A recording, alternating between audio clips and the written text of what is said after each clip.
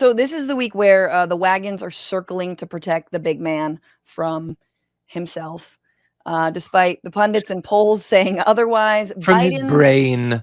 From his own brain. We're trying to build a barrier between brain-blood barrier, which usually means a stroke. But anyway, Biden's on a media blitz right now to make up again for that very terrible debate performance that, 50 million people did tune in to watch. And he's trying to prove and say that he can still defeat Donald Trump. He's the man for this job. A number of Democrats have called on him to step aside.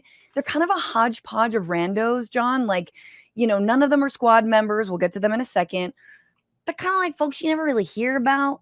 But even people like Jerry Nadler or Adam Schiff, who are more recognizable Democrats in the House, have sort of backed away from their comments about Biden needing to step down. Nancy Pelosi publicly is saying one thing, privately apparently is saying another. So everyone's sort of like nodding sort of in a weird circle, like everyone on the count of 3 say yes or no. 1, 2. Yeah.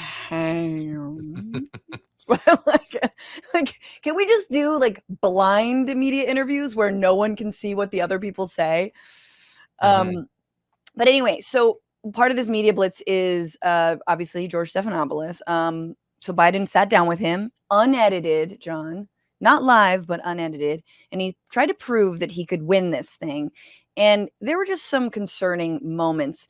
Here he was sort of talking about where he's been in the last few months and like why maybe he hasn't been campaigning as hard and what's been on his mind. And I just thought it was very funny. It was a fun little, like, not Freudian slip, but just a Biden slip. We need a new word for that. Wouldn't a clear-eyed political calculus tell you that it's going to be much tougher to win in 2024? Not when you're running against a pathological liar. Not when he hadn't been challenged in a way that he's about to be challenged. Not when people... You've had months to challenge him. Oh, sure I had months, but I was also doing a hell of a lot of other things, like wars around the world, like keeping NATO together, like working... Anyway. I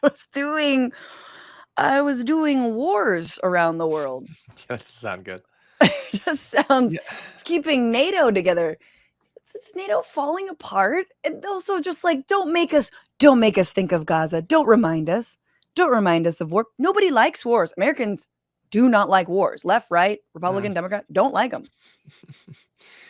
I hate how accepted it is to just say things that do not prove at all the point that you're saying it is. Like, Stephanopoulos is like, isn't it going to be harder in this time than it was? And he's like, not at all, Jack, because I'm going up against a liar. Yeah, he was a liar in 2020 as well. I'm saying it's harder than then, when we were in the middle of a pandemic and he was the incumbent and people thought things were really bad and hundreds of thousands of people were dying. It's tougher now than it was. Nah, he's a liar. We get that. We understand that. It's just like, his brain is falling apart. He should probably step down. Yeah, but the economy's doing better.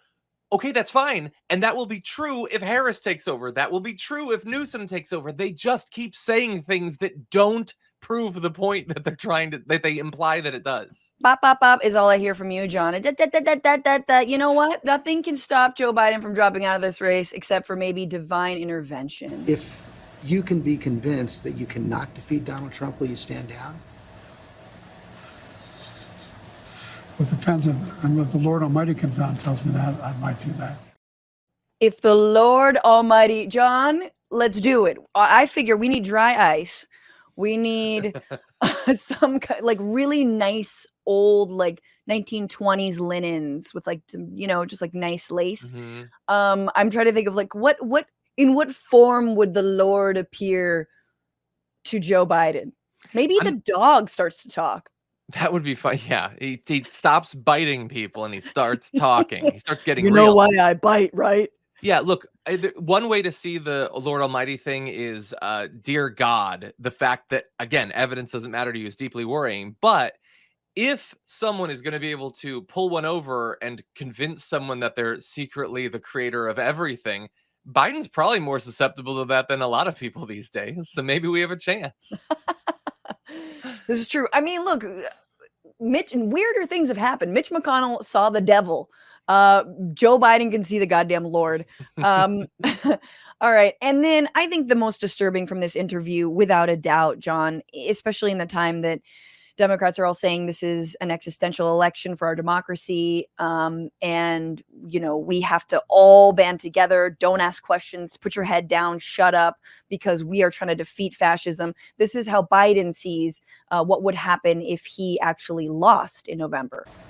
And if you stay in and Trump is elected and everything you're warning about comes to pass, how will you feel in January? I feel as long as I gave it my all and I did the goodest job as I know I can do. That's what this is about. So probably the least worrying part of that is the fact that he said the goodest job. But you gotta note it. Worth noting, though. Worth noting. That's As long not- as I gave it my all. Mhm. John, when I was being tear gassed by the Oakland Police Department after Trump was elected on the streets, basically protesting that Trump was elected, when, none of our Democratic leaders were in the streets speaking, saying, this is not who we are. We're a different country. We'll get this country back. Da, da, da, da. No, it was just us. My friend turns to me and goes, we could have had Bernie. like Bernie could have won 2016, mind you, right? Bernie. Like this wasn't 2020. This was just and even that feeling of like, if we had lost with Bernie, that's a much more dignified loss than losing with Hillary Clinton. Losing with Joe Biden is a very undignified loss, to say nothing of what it means for everything else. We agree on a lot about this, but I do think that, look, if he runs and if he gives it his all and he fails, and 6 months from now, some 17-year-old kid who has birthright citizenship is shipped to a concentration camp on the border and then is going to be sent to Guatemala where they've never been, I can see that kid handcuffed just saying, he gave it his all. That's not what it's about. When you're being handcuffed to a hospital bed to be forced by the government to give birth, you're not going to care if Joe Biden gave it his all. And by the way, if he gives it his all and loses, you know what happens to older people when they lose their purpose in life. He's probably not going to last 3 months. So he's not even going to experience the consequences of his failure. We'll have to. Well, I always get really, when I go on your show, sometimes I can be a little, I'm a little ageist. I got that, okay boomer in me. But I will say, given what we've seen out of Trump, out of Biden, we should, out of Dianne Feinstein, which is what? Not much. She's no longer with us.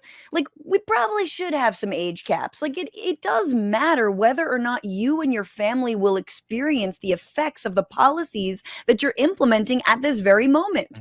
That has everything to do with whether you're in the last chapter of your life. You know what I'm saying? I'm learning about developmental stages with kids. Apparently Karina's in her autonomy and scream fit phase. But the last phase is basically a ride out phase, and we don't necessarily need ride out energy. But anyway, it's John, but if this could just calm you, because he did go on Morning Joe and he had a better interview, and just this was I thought this was actually a little inspiring. Nobody said anything except me and the folks out there in the local, race. He said, I did nothing to stop Russia's invasion of Ukraine. In fact, he said, I think I encouraged Russia from going, I think he encouraged Russia going in. I mean, I'm reading from the list of lies. First of all, he was made up quote, suckers and losers. I was with it. He called the Americans in the cemeteries from World War I suckers and losers. And so this guy's going to have to start to answer for what he did.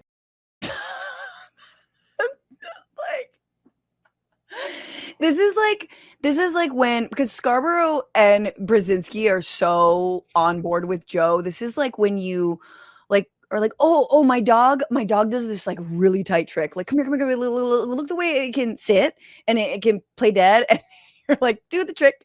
Come on, boy. And it's just farts or something. Like, this is so embarrassing. That was not edited. That was just stream of consciousness, John. And halfway through, he goes, I have a list of the lies. Read it then. Read it. Get your mouth around the words, my guy.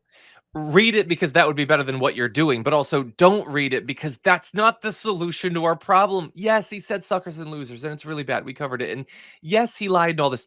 It's just like that is the, like, I don't usually use the term blue maga or whatever, but for shorthand, like, when we're like, hey, you were trailing in the polls going into the debate, you're trailing even more now. We don't have any faith in you to win. And people are like, well, yeah, but Trump lied in the debate. Why are you saying that Biden should step down? Nobody's saying Trump should step down. No, obviously we don't want Trump to be the candidate, but we have absolutely no control over that whatsoever.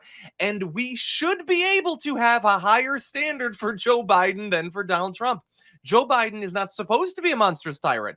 We know that Donald Trump is. We know how bad he's going to be. You're supposed to be better. And if he's as bad as you're saying he is, you should be even more committed to defeating him than we are. Yes. I mean, dude, that like, why doesn't Trump step down is the most like loser ass shit you could say at this moment. It's just like, oh, you want to lose. It reminds me of when people, and I'm sorry, and I feel like honestly the French elections is a little bit of a lesson for Elizabeth Warren. Should have dropped out and endorsed Bernie, work together.